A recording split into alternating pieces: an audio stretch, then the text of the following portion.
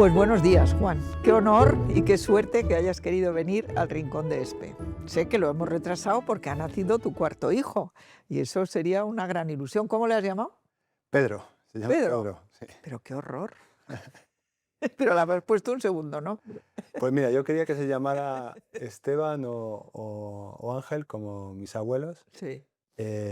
Mi padre se apellida de Pedro, de Antonio de Pedro, y al final ese De fue... Antonio de Pedro. Bueno, mi padre se apellida de Antonio de Pedro, mi madre Rubio Álvaro. Entonces, Sí. tres de los cuatro apellidos son nombres. Sí, sí, sí. De tus 4 apellidos, 3 son nombres, fíjate. Sí, y... Es que él se llama Juan de Antonio. Exacto. Y un placer estar aquí.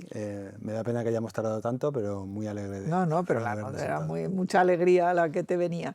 A ver, mira, yo creo que para los espectadores, que a lo mejor no te conocen, si te hubieran visto bajarte del, del coche, entrar aquí, que parecía exactamente Jeff Bezos, porque con el abrigo, en fin, no saben que eres, yo creo, que de los poquísimos madrileños que en poquísimos años ha construido una multinacional muy importante.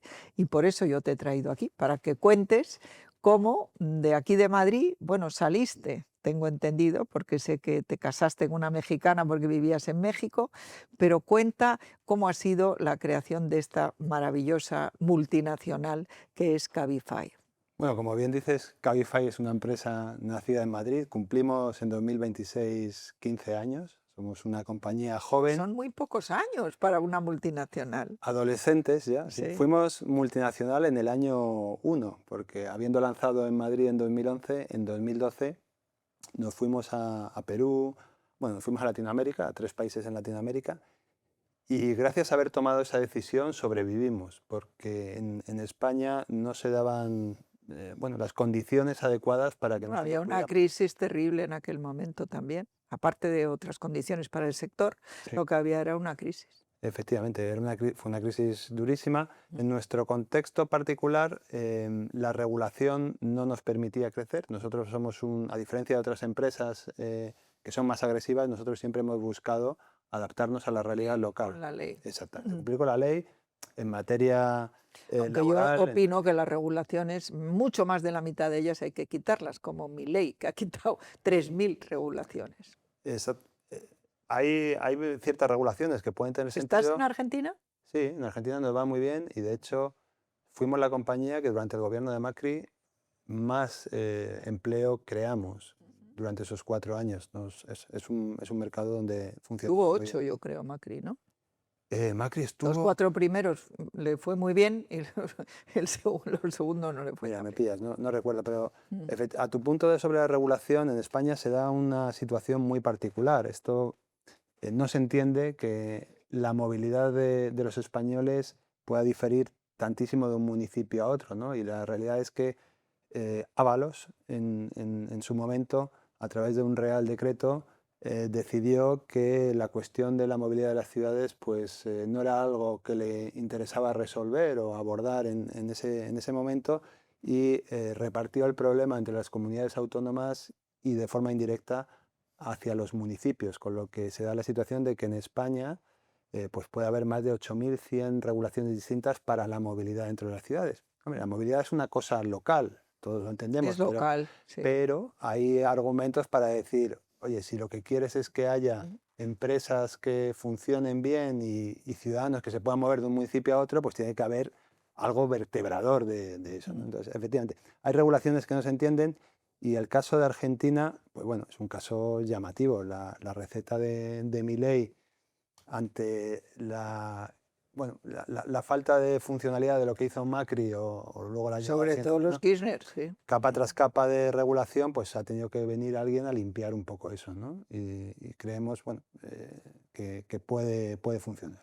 Hombre, si se cumpliera la ley en la que yo creo que es que está permitido todo aquello que no está prohibido, a nadie le prohíben crear una empresa, pero a que no se puede Bueno, fácilmente funcionar.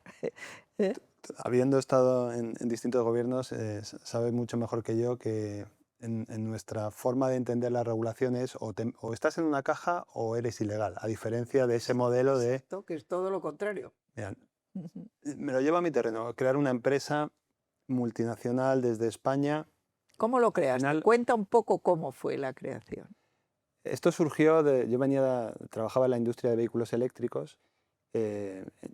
Ya Hay un momento de mi entonces, vida, en 2011, sí, habiendo pasado por distintas empresas, habiéndome formado profesionalmente, tuve la fortuna de estudiar un MBA en Estados Unidos. pero tú perteneces a una familia no especialmente rica, o sea, una familia normal, ¿no? Bueno, Que venías de Segovia o de dónde venías. mi padre, mi madre, toda mi familia vienen de un pequeño pueblo en Segovia que se llama La Velilla. Yo ya nací en Madrid, igual que mis hermanos, y tuve la inmensa fortuna pues, de haber nacido en un país como España en ese momento, donde pude acceder a una educación pues, en los Salesianos de Estrecho y luego en la Universidad Politécnica en Madrid. Yo soy del distrito de Tetuán, ¿Qué entonces hiciste en la Politécnica? hice Ingeniería de Telecomunicaciones. Ah, claro. Y es una Esa es historia. la carrera a la que es más difícil acceder hoy en día, incluso más difícil que medicina, tengo entendido. Bueno, en ese momento era una carrera con difícil acceso. A mí me encantó O estudiar. sea, que eras un buen estudiante. Se me daban bien las matemáticas, Ah, pongámoslo así. exacto. No sé si era Es bueno. que eso, desde luego a mí no se me daban bien, ¿porque te voy a engañar? Pues yo me sentía tremendamente afortunado de haber vivido una realidad muy distinta a la de la generación de mis padres, ¿no? Y eso es gracias a bueno, pues haber nacido en ese momento en España. Tuve además la fortuna de que me dieran una beca para ir a estudiar a Estados Unidos, una ¿Cómo beca fue la beca? Fulbright. A Fulbright te dieron. Sí. O sea, que eres un estudiante de primerísima.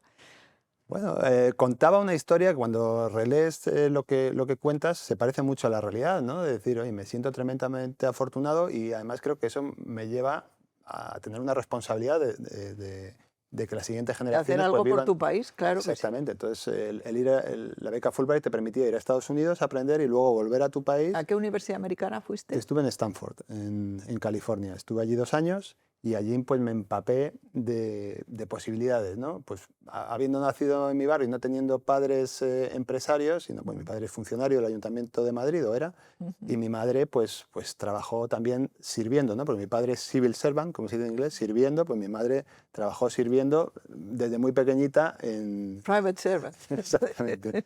Entonces, Sí. yo me empapé de esa necesidad de, habiendo tenido esa educación de mis padres, pues de volver a la sociedad. Y ese MBA pues me dio esas posibilidades y me abrió los ojos a un mundo nuevo de opciones, porque tenía sentado en mi clase gente que había construido empresas, que había conseguido financiarse, no con recursos propios, no con el dinero de su familia, sino atrayendo capital e interés de inversores profesionales, ¿no?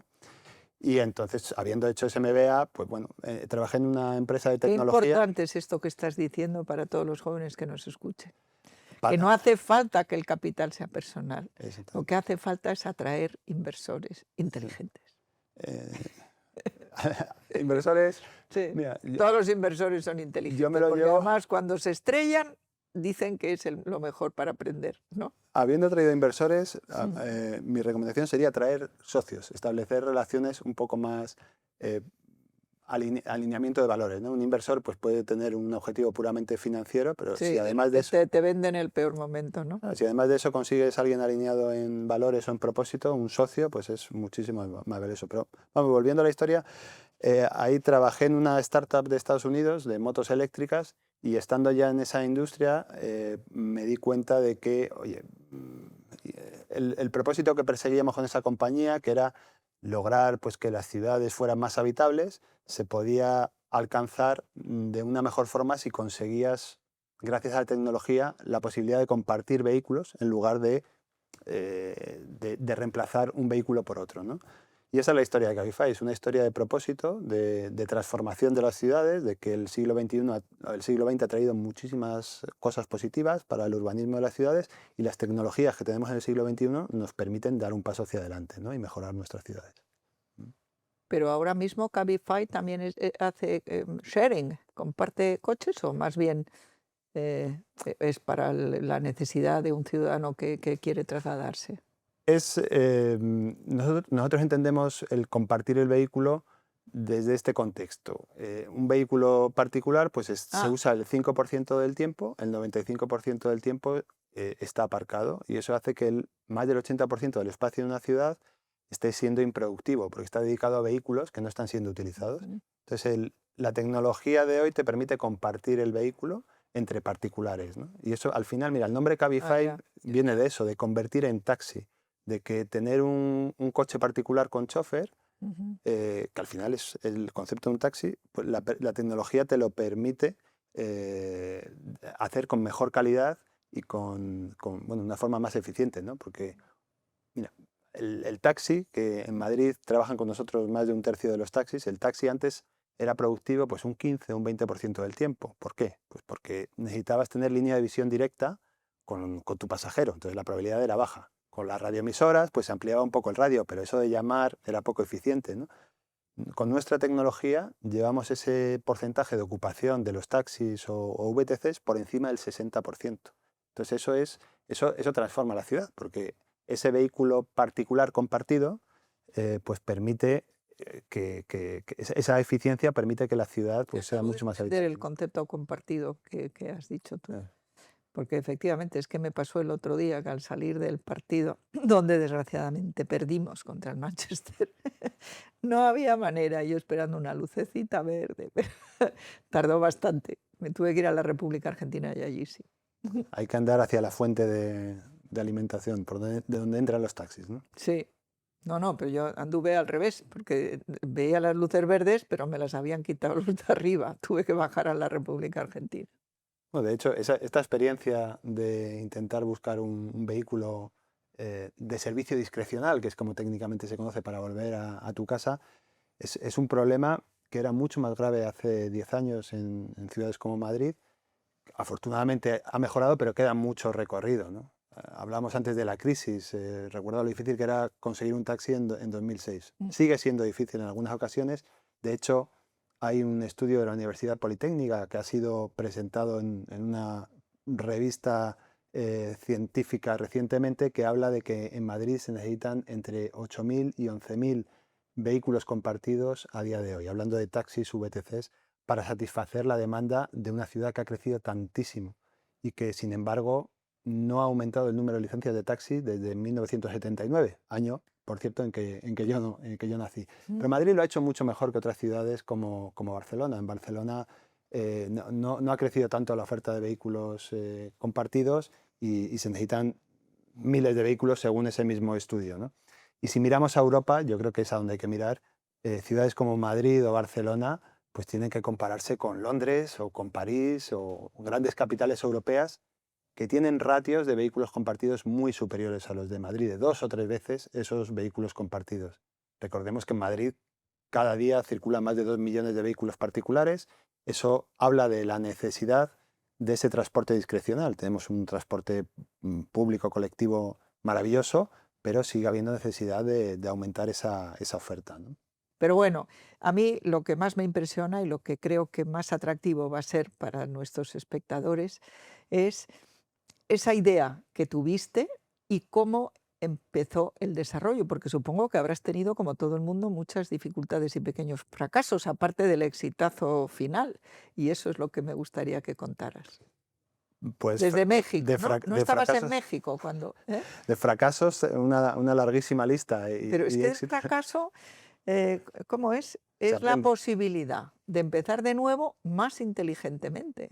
Eso lo dijo Ana Obregón, que es una actriz, pero es una tía muy inteligente, que tiene una carrera y lo dijo. Eso es para mí el fracaso, la posibilidad de empezar de nuevo más inteligentemente. En la compañía, cuando llegan los nuevos empleados, les contamos nuestra historia y les hablamos de los valores que queremos que permanezcan en la ¿Y empresa, ¿no? cuáles son?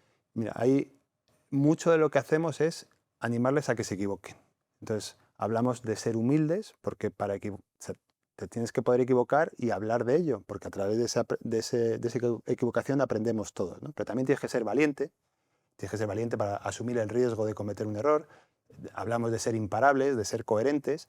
Esos cuatro son, ¿Imparable qué es? pues que no te ¿No se pueden te pone detener. nada por delante?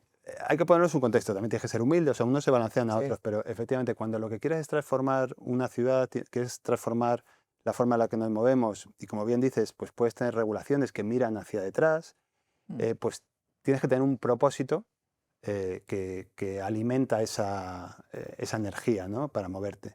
Entonces, esos cuatro conceptos juntos lo que buscan es pues darte un espacio para tomar decisiones sabiendo que queremos que te equivoques, pero oye, equivocarte para luego corregir. No vale equivocarse sin más, ¿no? Tienes que aprender de esos errores. Entonces, la historia de Cabify, muchísimos errores, y el que más errores ha cometido, pues he sido yo.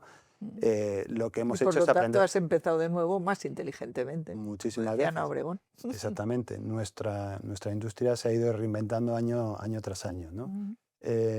Mira, hemos tardado tiempo en darnos cuenta que en ciertos países pues no teníamos cabida. Por ejemplo, España. En España en 2011, cuando empezamos, pues no fue el mejor país donde Y lanzar. fuisteis a Sudamérica. Nos fuimos en ese momento abrimos entre mayo y octubre de 2012 Perú, Chile y también México, ¿no? Entonces ahí, fíjate, un Y el grandísimo error. tránsito de las motos eléctricas a los coches compartidos, ¿cómo fue mentalmente?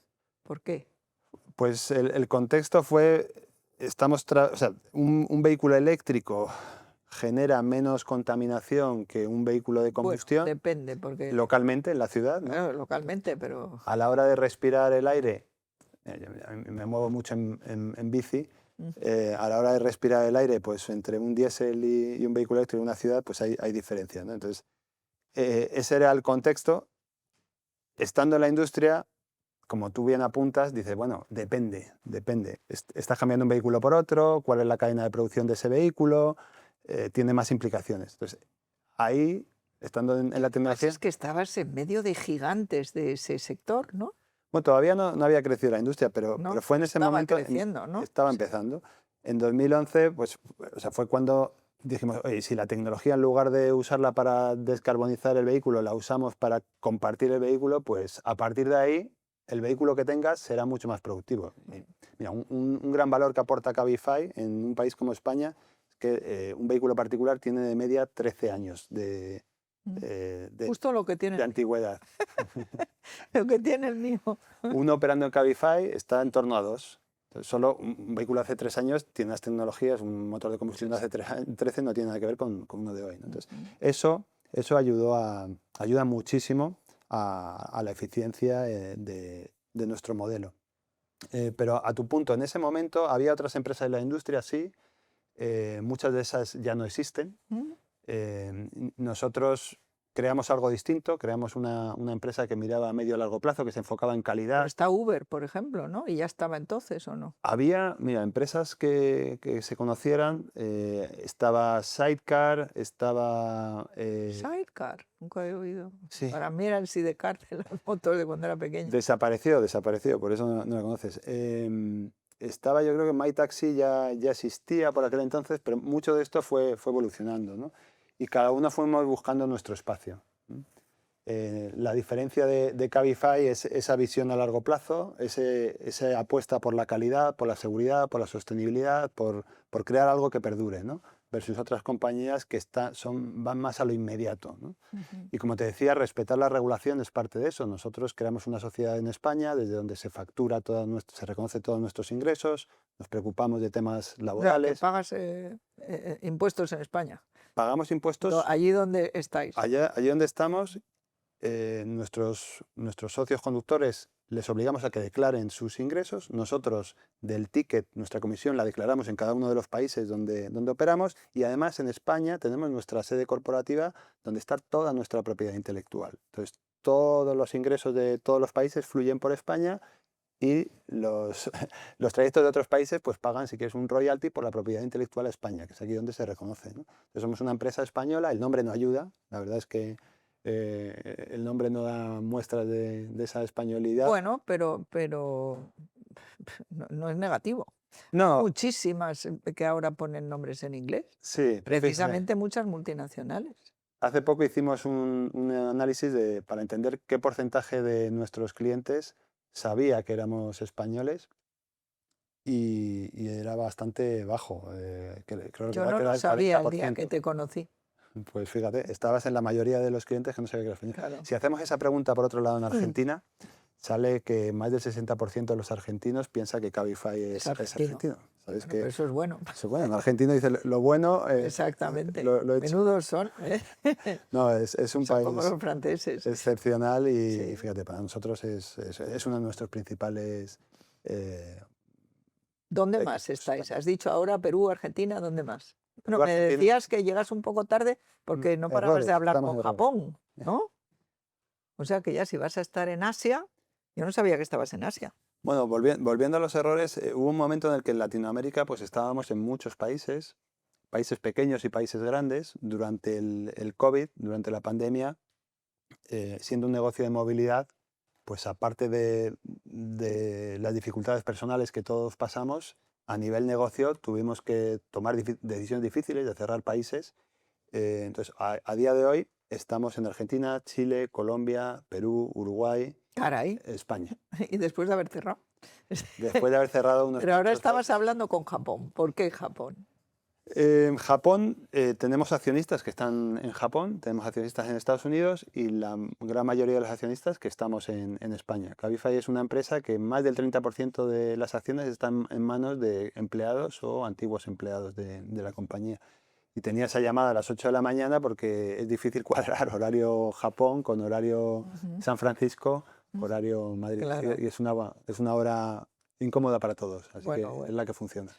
Pues nada, Juan, ha sido para mí una gran ilusión que vinieras y además creo que va a ser muy importante para nuestros espectadores conocer cómo un madrileño sin especiales dotaciones económicas ni de familia, pues resulta que hoy en día es un aspirante a Jeff Bezos. Pues agradezco mucho la invitación y si te Sí. pudiera dejar con un mensaje es Sí, para que claro. haya compañías como Amazon, como Google, compañías a las que hace referencia, esta cuestión regulatoria de la que hablábamos es un lastre, ¿no? Nos comparabas antes con otras compañías como Cabify en otros países han crecido muy rápidamente en su mercado natural, han creado ese músculo y a partir de ahí han salido fuera a crear valor, ¿no? Nuestra historia es la apuesta. Gracias a que salimos a otros países pudimos sobrevivir y volver a España. Si queremos que nuestro país continúe generando prosperidad y riqueza para futuras generaciones, es necesario que pongamos en valor la necesidad de que la innovación se respete para que se cree valor aquí y no nos venga impuesto de fuera. Que se revisen todas las regulaciones y se supriman o se deroguen las que no sirven. Porque uno hace una regulación para un momento, ahora mismo. Por ejemplo, se hizo para la pandemia una regulación que decía que se pueden cambiar del presupuesto de una sección a otra y gastarse lo que está aprobado para una cosa en otra. Bueno, eso le viene fenomenal a Pedro Sánchez porque así no tiene que hacer presupuestos, tiene todo el dinero que quiere para todo lo que quiere y no tiene que gastar en lo que no quiere. Y claro, eso es un disparate. Una regulación tiene que tener un plazo, Mira, acabarse y derogarse.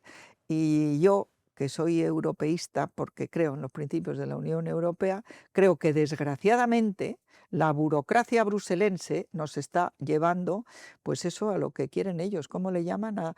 Al decrecimiento. Y es que eso es un disparate. bueno, Tenemos que ir a todo lo contrario. ¿Y cómo? Mm. Pues apoyando empresas como la de Juan, que lo que ha hecho es eso, crear empleo aquí y llevar nuestra imagen por el mundo entero. Pues muchas gracias. Por ponerlo en términos de un ingeniero de telecomunicación, la innovación va a velocidad de la luz y la regulación a velocidad del papel. Y si ya es difícil construir un papel, a todos nos cuesta más destruirlo, ¿no? Así Exacto. que ahí dejemos Exacto. eso. Muchísimas gracias, Juan. Gracias. Gracias por estar en el Rincón de Espe. Un placer.